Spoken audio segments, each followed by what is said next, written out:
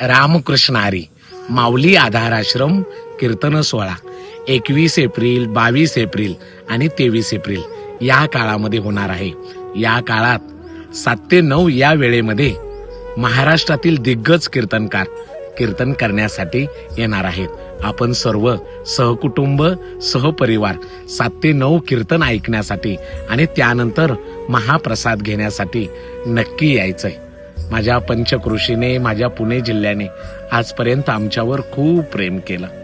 मला मुलांना आपणच सांभाळलं.